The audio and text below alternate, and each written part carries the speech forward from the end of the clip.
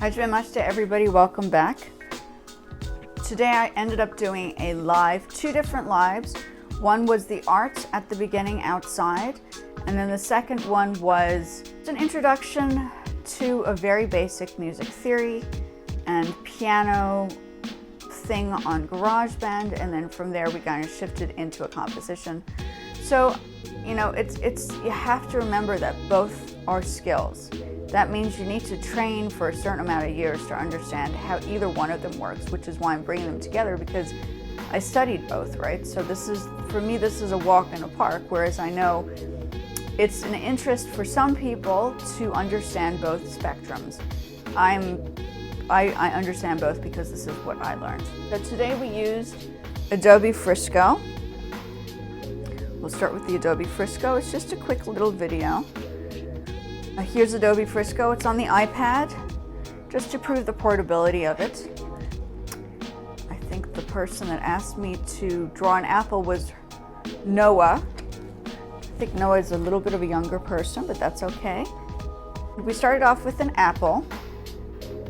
We did a contour drawing first, and then we moved it into, obviously, color. This is a very basic. I had nothing in front of me. I literally just drew it from my head. So this is out of my imagination, from what I remember.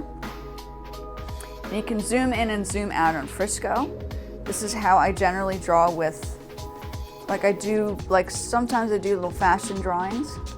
Okay, I'll show you something that's a little bit more fashion orientated. I use these for inspirational things and ideas and all those kind of things. But lately, it's just been easier to utilize something like, say you want to do some sketches, fashion sketches. This is a great place to start an idea. Or you can do, like, you know, still lifes, or detailed pieces. I mean, there are people that go into more advanced sketches and drawings, so it's not, and then you can edit things on here too. Let's find another one. Right? You can zoom in and zoom out. Okay.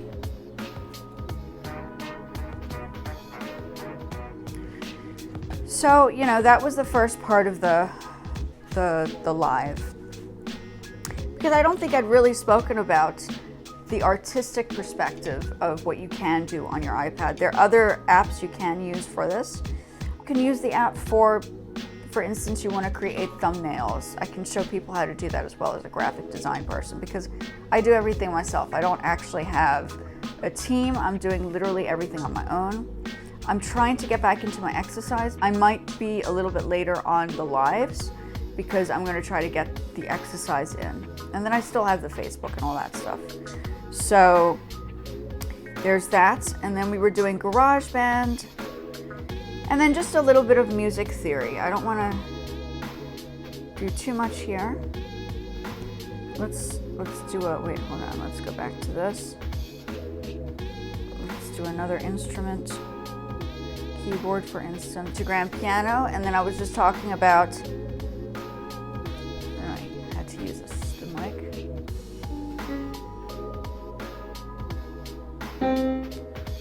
So I have the speaker.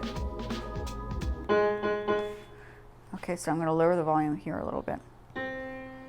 Okay, so we were using this and I was putting it close up so you guys could see. 2 black notes, 3 black notes, 2 black notes, and then 3 black notes. It keeps going. And this is the first thing I ever teach people how to learn the piano. C, F, C, F. And then it goes all the way up the keyboard. So you're analyzing how the keyboard looks first, and then you start understanding what the notes look like. The same thing would apply for a guitar. You look at it, you see it, you analyze it. This is great. This is a great learning tool. I'm not going to disclaim it. I think Apple has used a very good example and created something very fantastic for a beginner or people who are a little bit more advanced. You have Logic as well on here as well. So you can compose a piece and transfer that piece into Logic and then rework it, which I've done in a couple of other videos, but yeah. So we started off with that. Then we created sound, so you guys can take a look at the video and how I've done this. It's nowhere near done.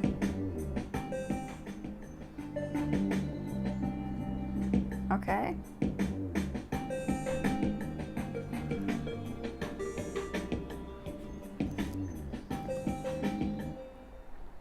So I mean, I do a lot of, I feel as if people are still needing to understand the basics.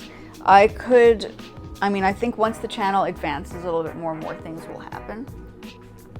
So I am splitting up between music and art because I now feel as if both are just as important. I realized that if I didn't have the art skills, I probably wouldn't be able to do the video editing and the graphic design and all the other things that need to happen to make your channel work, right? So as a creator, content creator, you sort of do need to have the basic structure and skills to understand how to create stuff. And by using, if you are a person that has Apple stuff, Apple devices, then I am the channel for you, and you should definitely subscribe to my channel. And I will be putting the 2 lives on this video, plus a link that will go into a music theory part of the channel. Now, going back into the whole thing of copyright, I haven't had any copyright issues on any of my platforms, mainly because I am the type of person that creates original sounds.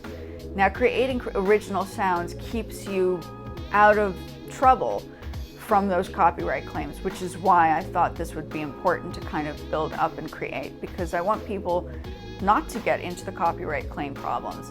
It's a big deal. Music is a big deal because I found that if you do a live, for instance, on Facebook, I did it once before, and you have music playing in the background that is not your music, they will tell you to take that video off immediately, or else you will be fined with something on Facebook, and then you'll never be able to work on there again.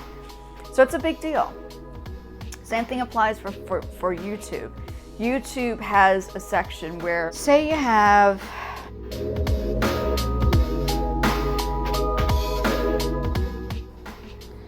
so say we want to manage.